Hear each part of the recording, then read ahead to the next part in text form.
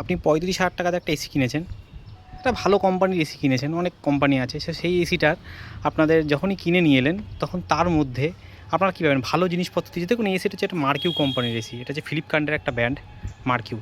তো এর মধ্যে দেখুন কী কোম্পানির পিসিবি আছে, মিগমেট, ঠিক আছে। ফ্যান মোটর সবই একই ধরুন, ঠিক আছে।